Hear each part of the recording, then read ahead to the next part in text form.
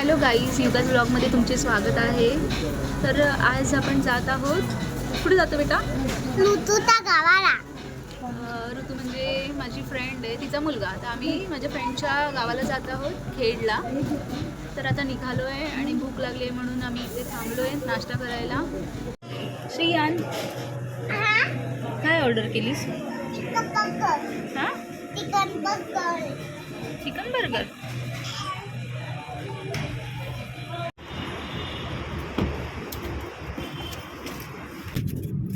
आणि आता निघतो कारण ऊन पण जास्ती पडत चाललंय. फटाफट जातो. कोकण तर सगळ्यांनाच आवडतं, त्यामुळे आम्ही डिसाईड केलं की ताईच्या गावाला जाऊया, थोडंसं रिलॅक्स होऊया म्हणून आम्ही निघालो. सो 3-4 दिवस आपण इथे स्टे करणार आहोत. तर खेडमध्ये काय काय आहे ते मी तुम्हाला दाखवणार आहे, पूर्ण एक्सप्लोर करणार आहे. तिथले मंदिरं, नदी, डॅम वगैरे किंवा अजून नेचर, ते सगळं मी तुमच्यासोबत शेअर करणार आहे. तसंच आपण बीचवर सुद्धा जाणार आहोत. तर आता आपण निघालो आहे, तर रस्त्यांची मजा घेऊया. ठरवलंयस का की पूर्ण प्रवासामध्ये तुला काय ना काहीतरी खायचंच आहे? हे बघा, पूर्ण गाडीमध्ये काय ना काहीतरी. ते चिप्सचं पॅकेट आहे, हे अजून काय तुझ्याकडे? तुपातूप अजून हे बघा.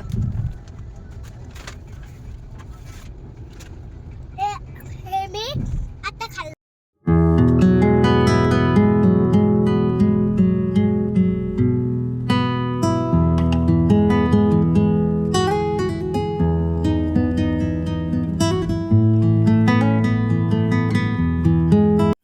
तर काही महाडला थोडीशी ट्रॅफिक लागल्यामुळे 1 तासभर आम्ही थोडंसं उशिरा पोहोचलो आणि घरी गेल्यानंतर सगळ्यांशी गप्पा गोष्टी करत व्हिडिओ काढायचंच राहून गेलं.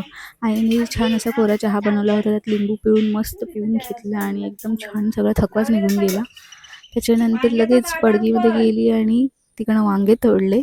आई विचारत होती की जेवायला काय बनवायचं? म्हटलं चला बघूया काय भाज्या आहेत. वांगे तोडून घेतली आणि मस्त वांग्याचा बेत केला रात्रीसाठी.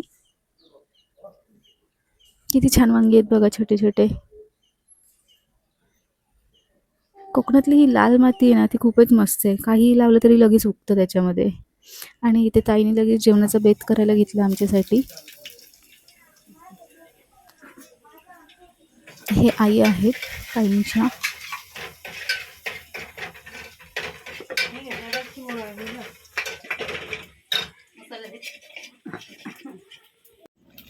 तर हे बघा, मग अशी तोडलेली आईने वांगी, त्यात आम्ही त्याचं बनवते वांग्याचे काप.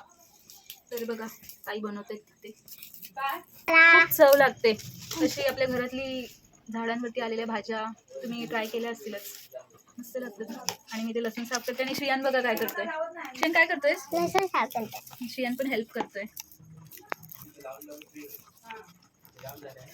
कोकणी पद्धतीचं. ते क्रॉस कटिंग करायचं. माझा पोरगा रमला. हे बघ, पोटात पिल्लू आहे. अरे बघू, हे बघ, पोटे. हा हे ऋतू. आणि तू कोण आहेस? तू कोण आहे बाबू? बाबूचं लक्षच नाही. काय बाबा? तू कोण आहेस? हे बाबू, बाबू केस जातील, सोडून दे बेटू. तर वांग्यात टाकशील. ते बघा, वांग्यानं मस्त सगळा मसाला लावलाय. आता ताई फ्राय करतील, तुम्हाला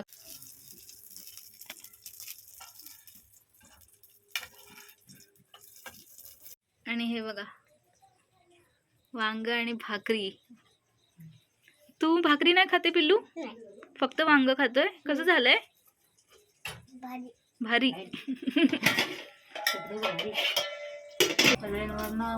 आल्याचं गेल्याचं डुलं फुटू दे, पत्ती चेंडाचं डुलं फुटू दे, वराबालांची म्हणजे चाचणी होऊ दे झाला. टाळ्यावरती आवाज नको घेऊ.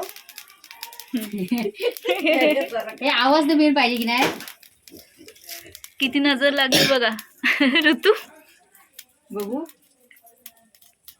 तर जेवण मस्त रेडी झालं आणि जेवायला बसलो. तांदळाची भाकरी, वांगा फ्राय, त्याच्यानंतर वांगा बटाट्याची भाजी आणि तिखट वरण भात, हा बेत होता.